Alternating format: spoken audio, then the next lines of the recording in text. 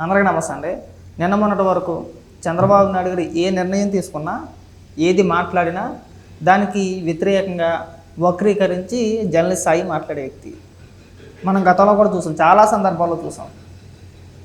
నేను అభివృద్ధి చేశాను, పలానా దిక్కున అభివృద్ధి చేశాను, ఆ నిర్ణయం తీసుకున్నది నేనే, దానివల్ల ఇంతమందికి ఉపాధి అవకాశాలు కలిగినాయి, లేదంటే ఈయన వేల మందికి ఉద్యోగ అవకాశాలు వచ్చినాయి అని చెప్పేసి అని చంద్రబాబు నాయుడు గారు ఎప్పుడైనా మాట్లాడారనుకో, ఏమంటే జర్నలిస్ట్ అయ్యి ఒక వీడియో రిలీజ్ చేసేవాడు. అబ్బాయి అది లేదు, అది నీ గొప్పతనం కాదు, ప్రభుత్వాలు వస్తూ ఉంటాయి పోతూ ఉంటాయి, ఏ బీహార్లో కంపెనీలు రావట్లేదా, ఒరిస్సాలో కంపెనీలు రావట్లేదా, అక్కడ ఉద్యోగాలు చేసుకుంటలేదా, ప్రతిదీ కూడా మీ అకౌంట్లో ఎందుకు వేసుకుంటున్నారో, ఇలాంటి వక్రీకరంగా ఇలాంటి మాటలన్నీ కూడా వక్రీకరించి మాట్లాడేవాడు.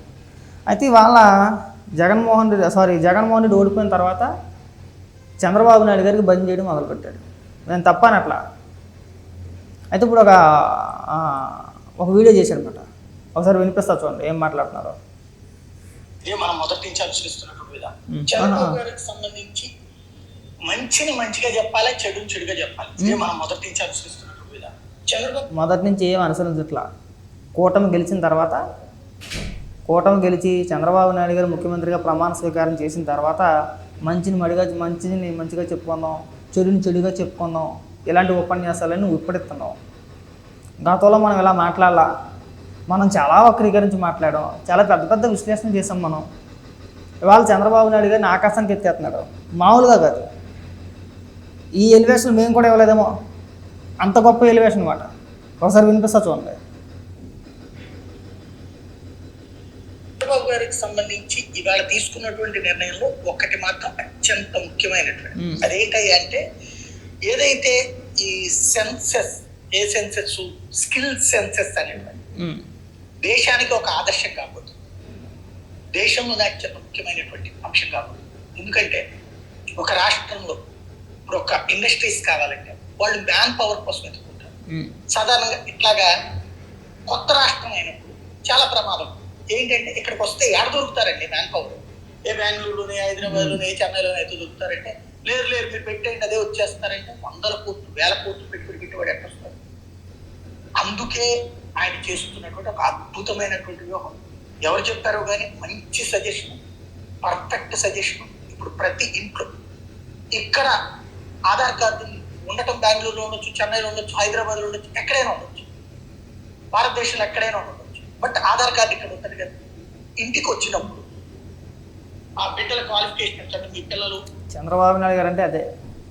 చంద్రబాబు నాయుడు గారు ఎప్పుడు కూడా భవిష్యత్తు కోసం, ఎవరైతే రాష్ట్రంలో చదువుకున్న యువత ఉన్నారో వాళ్ళ భవిష్యత్తు కోసం ఆలోచించే వ్యక్తి. నేను మొదటి నుంచి చెప్పేది అదే. చంద్రబాబు నాయుడు గారు ఏ నిర్ణయం తీసుకున్నా అది రాష్ట్ర అభివృద్ధి కోసమే తీసుకుంటారు. ఆ విషయం మేము చాలా సందర్భాల్లో చెప్పినప్పుడు నువ్వు వక్రీకరించిన మాట్లాడిన సందర్భాలు కూడా ఉన్నాయి. ఇవాళ నీ నోటితో నువ్వే స్వయంగా చంద్రబాబు నాయుడు గారు తీసుకునే నిర్ణయం అద్భుతం అని చెప్పి చూసావా, దానికి మాత్రం సంతోషం. కాకపోతే ఇంకొక చిన్న రిక్వెస్ట్ ఏంటంటే, గతంలో నువ్వు అమరావతి పైన జగన్మోహన్ రెడ్డి, వైసీపీ నాయకులు వాళ్ళు ఎంత విష ప్రచారం చేశారో దానికి 10 రెట్లు ఎక్కువ చేసావు నువ్వు. వాళ్ళకంటే ఎక్కువ మాట్లాడావు నువ్వు.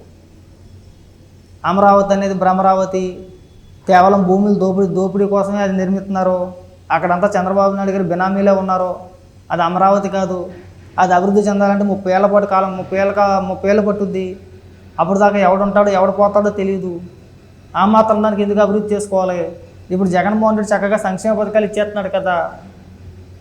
ఇలాంటి విష ప్రచారాలు మనం అనేకం చేసాం, 1 కాదు 2 కాదు.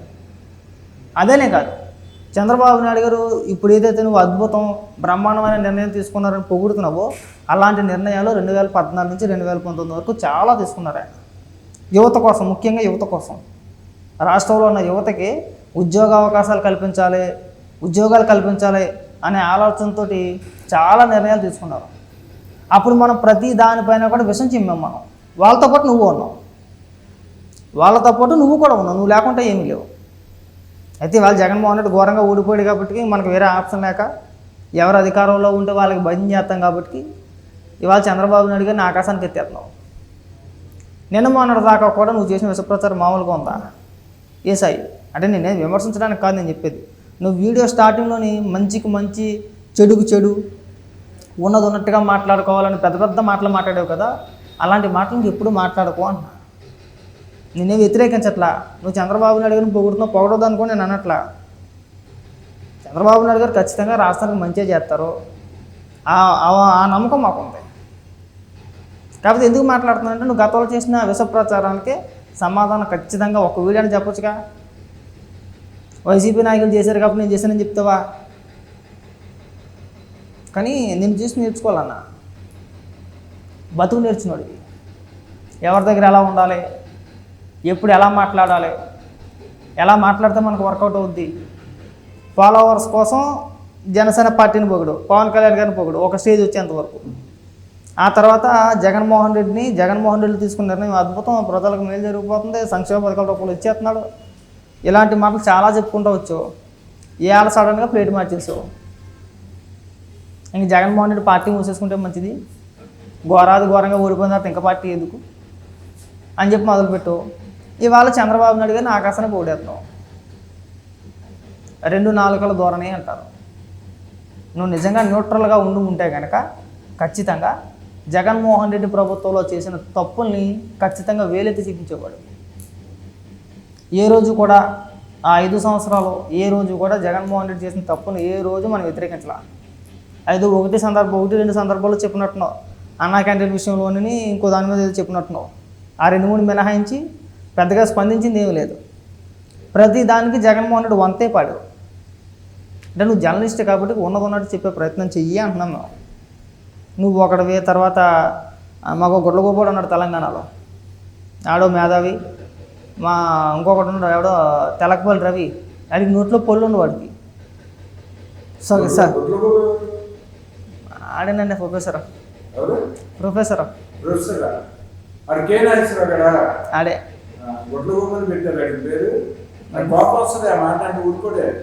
ఏడ్చాడు పనికి మళ్ళీ. నేను చేసేది అవును. ఇప్పుడు వాస్తవం ఒక మాట చెప్తాను, బాగా గుర్తుపెట్టుకోండి. నాకు కనిపించదు అనుకుందాం. నాకు కనిపించదు.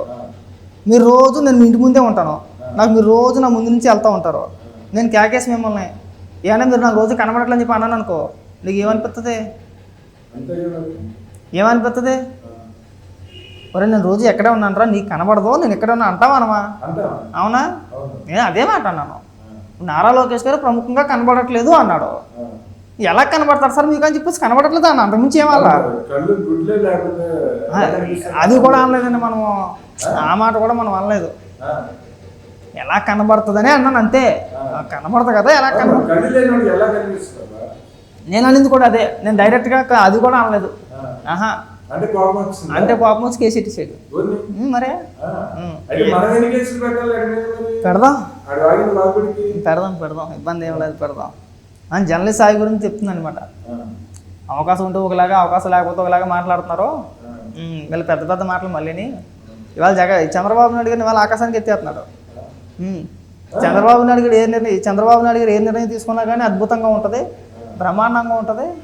మళ్ళీ కొత్త పాట అన్నమాట. మళ్ళీ ఆ ప్యాకేజీ కోసం ప్రయత్నాలు అంతే. ఆ ప్యాకేజీ కోసం ప్రయత్నాలు కాదు కానీ అలా అని కాదులే. జర్నలిస్ట్ స్థాయి సాధారణంగా ఏ పార్టీ అధికారంలో ఉంటే ఆ పార్టీకి భజన చేస్తాడు, డబ్బు కొడతాడు. అంటే వ్యతిరేకత లేకుండా జగన్మోహన్ రెడ్డి అధికారంలో ఉన్న చెప్పి జగన్మోహన్ రెడ్డి భజన చేయలేదేంటి విపరీతంగా? ఇది అంతే. భయంకరంగా రాజధాని పైన భయంకరమైన విషయం ఎక్కావు. ఇవాళ సిగ్గు లేకుండా చంద్రబాబు నాయుడు గతంలో మీకు బాగా గుర్తుందో లేదో, చంద్రబాబు నాయుడు గారు ఏది మాట్లాడినా కానీ, ఎప్పుడు మాట్లాడినా చంద్రబాబు నాయుడు గారు ప్రతిదీ మీరే చేస్తారని ఎందుకు చెప్పుకుంటారో, అంటే ఏ ప్రభుత్వం చేయలేదా? అంటే ఆయన ఏం మాట్లాడినా నేను పలానా తీసుకొచ్చానే, పలానా చేశానని చెప్పినా సరే ఒప్పుకునేవాడు కాదు. ఇవాళ అలాంటిది ఆకాశానికి ఎత్తేస్తున్నాడు అనమాట. ఎన్ని భజన చేసుకున్నా నమ్మే పరిస్థితి ఏమి ఉండదు అనుకోండి. అలా వాగుతూ ఉంటారులే, అలా మాట్లాడుతూ ఉంటారులే అని చెప్పి నువ్వు వదిలేయడం అంతే. ఆ జర్నలిస్ట్ ఆయన్ని ఇంకొక ఆయన ఉన్నాడు రవి, తెలకపల్లి రవి. అబ్బే అసలు ఆయన మాటలు వింటూ ఉంటే నాకు ఏమనిపిద్దండి ఒక్కొక్కసారి. ఆయన విశ్లేషకుడు ఎలా అయ్యాడు అసలు?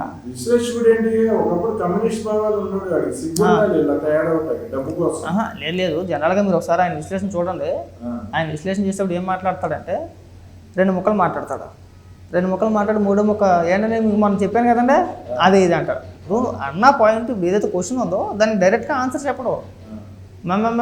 అంటాడో నేను మొన్న మీకు చెప్పాను కదండి, నేను మీకు గతంలోనే చెప్పాను కదండి, 2 ముక్కలు చెప్తాడు దాని గురించి, మళ్ళీ 3వ ముక్క నేను చెప్పాను కదా అంటాడు. అంటే అప్పటికప్పుడు మర్చిపోతాడు, అప్పటికప్పుడు తడుముకోవాలా. ఇలాంటి వాళ్ళు అందరూ మేధావులు, మామూలు తినేస్తానికి మేధావులు, ఇలా అంతకుమించి చేసేది ఏమి ఉండదు.